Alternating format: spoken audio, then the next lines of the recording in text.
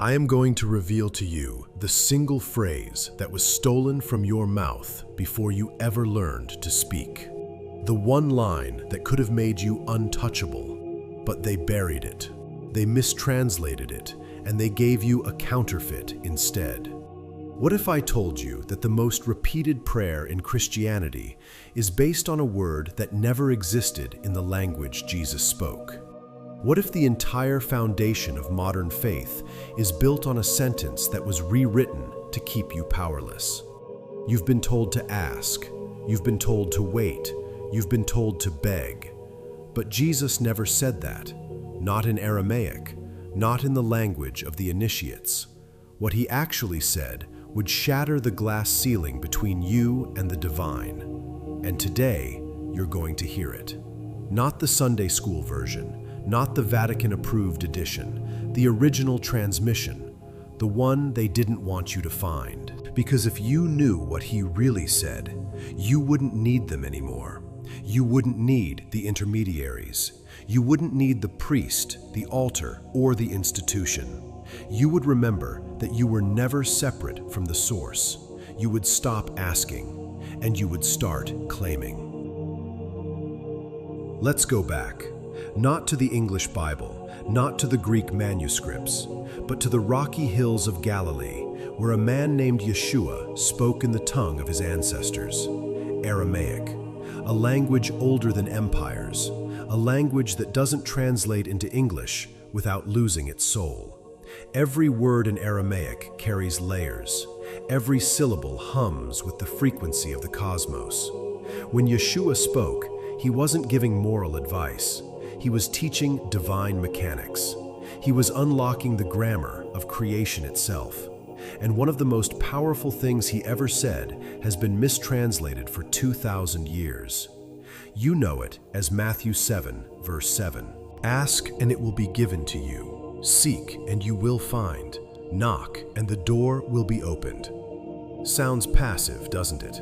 Sounds like you're supposed to wait for permission, like you're a beggar at the gates of heaven. But that's not what the Aramaic says, not even close. In Aramaic, the word translated as ask is shiel. But shiel doesn't mean to politely request. It means to demand what is already yours. It means to call forth, to summon, to claim your inheritance with the authority of one who knows they are heir to the throne. It's not a question, it's a command. You don't ask the universe, you don't beg the monad. You declare, you align, you become the vibration of what you are calling into form. Because in the Gnostic understanding, you are not separate from the divine. You are an emanation of it, a spark of the pleroma trapped in matter, yes, but still divine. Still sovereign, still capable of bending reality with the word. And this is where the Archons got clever. They knew that if humanity ever remembered this, the game would be over. So they changed the language. They made you a beggar. They made you dependent. They inserted doubt where there was once certainty, and they called it faith. If you're starting to feel the ground shift beneath you, good. That means the veil is thinning. But don't stop now, because what comes next will rewrite everything you thought you knew about prayer, manifestation, and your place in the cosmic order. If this is landing in your chest like a key turning in a lock, do me a favor, hit that like button, subscribe to the Gnostic Archive, because we're just getting started. And the next episode will take you even deeper into the forbidden texts they don't want you to read.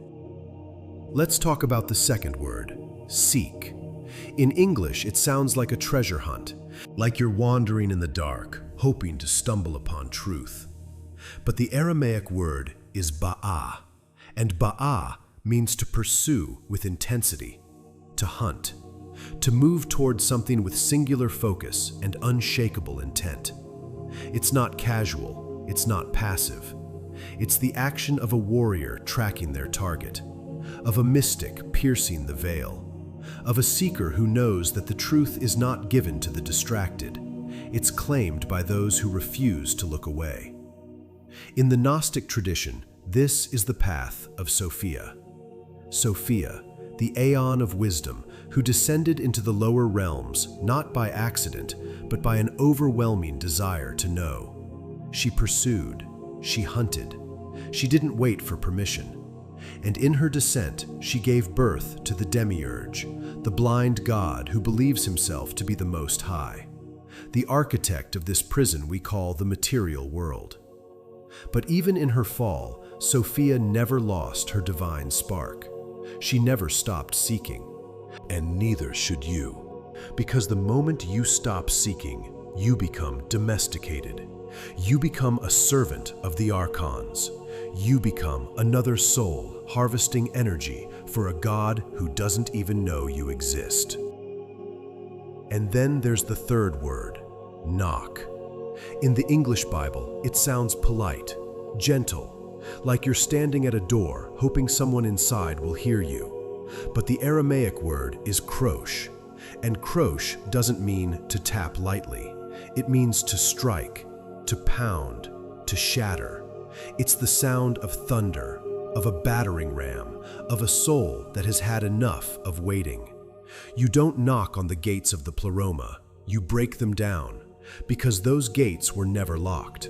They were only closed by your belief that you needed permission to enter. This is the secret the Gnostics knew. This is why they were hunted, why their texts were burned, why their teachings were labeled heresy. Because they taught that you didn't need the church, you didn't need the priest, you didn't need the ritual. You needed remembrance. You needed to wake up. You needed to realize that the kingdom of heaven was never out there. It was always within. And the moment you stop knocking and start breaking, the doors fly open. Now let's put it all together. The full verse in Aramaic doesn't say, "Ask and you shall receive." It says this: "Demand what is already yours, and it will be given. Pursue the truth with relentless intensity, and you will find it. Strike the gates of heaven, and they will open." Do you feel the difference? Do you feel the power shift? This isn't a prayer. This is a declaration of war against ignorance, against the systems that keep you small, against the demiurge and his archons who thrive on your forgetfulness. Because they know something you forgot. They know that you are divine. They know that you carry the same creative force that spoke the cosmos into being. And the only way to keep you powerless is to convince you that you're not. To make you ask instead of command. To make you seek instead of know. To make you knock instead of enter. If your hands are shaking right now, that's the divine spark waking up. If your mind is racing, that's the veil dissolving. And if you're ready to go deeper, subscribe to the Gnostic Archive, because the next transmission will reveal the hidden name of God that unlocks the gates of the pleroma. And trust me, you don't want to miss it. But here's the part that will shake you to the core. Jesus didn't just teach this, he demonstrated it. Every miracle he performed was an act of command. When he turned water into wine, he didn't ask, he declared. When he calmed the storm, he didn't beg the wind to stop, he rebuked it. When he raised Lazarus from the dead, he didn't pray for permission, he called him forth, with authority, with certainty, with the same creative force that the monad used to emanate the aeons. Because Jesus knew what you're just now starting to remember. He knew that he wasn't asking God for favors. He was operating as God, as an extension of the divine, as a son of the Most High, and so are you. This is the teaching they couldn't allow. This is the doctrine that had to be buried beneath layers of dogma, control, and fear. Because if you realized that you were divine, you would stop tithing. You would stop confessing. You would stop waiting for salvation. You would start creating it. Let's go even deeper. In the Nag Hammadi texts, particularly in the Gospel of Thomas, Jesus says something that the church has tried to explain away for centuries. He says, "The kingdom of heaven is within you and all around you." He says, "Split a piece of wood, and I am there. Lift a stone, and you will find me." This isn't metaphor. This is physics. This is the Gnostic understanding that the divine is not separate from creation. The pleroma, the fullness of God, is not some distant realm you ascend to after death. It's here, now, in every atom, in every breath, in every moment you choose to remember who you are. The demiurge, the false god of this world, wants you to believe that heaven is somewhere else, that you have to earn it, that you have to suffer, sacrifice, and submit. But the truth is that heaven and hell are states of consciousness. One is the remembrance of your divine nature, the other is the forgetting. And the moment you stop asking and start commanding, you shift from one state to the other. You step out of the matrix. You stop feeding the Archons. You reclaim your throne. Now here's the practical application. Because Gnosis isn't just theory, it's lived experience. It's transmutation. The next time you pray, don't ask, declare. Speak as if you are co-creating with the source, because you are. Instead of saying, God, please help me find a job, say, I call forth the perfect opportunity that aligns with my highest path.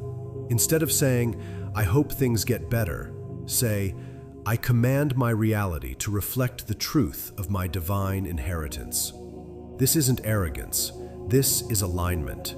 This is you remembering that you were never meant to crawl. You were meant to walk with the Aeons, to speak with the authority of the Logos, to create with the breath of the monad. And the Aramaic language holds the key, because every word in Aramaic is a frequency, a vibration, a doorway.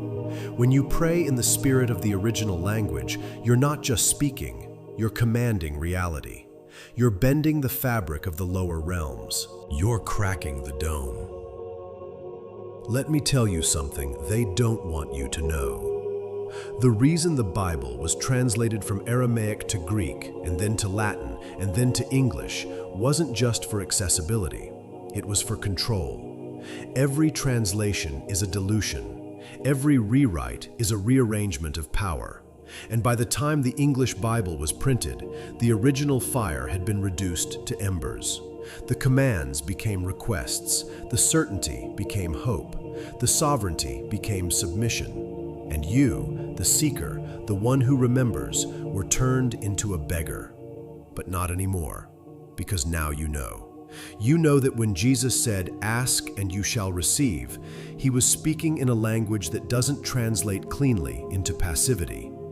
He was speaking in the tongue of initiates, of mystics, of those who know that the veil is thin, and that on the other side of it, you are not a servant, you are a creator. If this is the most powerful thing you've heard all week, prove it. Like this video, subscribe to the Gnostic Archive, because the next episode will reveal the lost prayer that opens the third eye, and you're going to want to be there for it. So here's the final transmission, the final piece of the puzzle. You are not here by accident. You didn't stumble onto this video. You were called by the part of you that never forgot, by the divine spark buried beneath the noise, by Sophia herself whispering through the static. And now that you've heard the truth, you have a choice. You can go back to asking, back to waiting, back to the comfort of ignorance. Or you can stand up, you can demand, you can pursue, you can strike the gates, and you can reclaim what was always yours. The Archons are watching, the demiurge is listening, and they're hoping you'll forget again.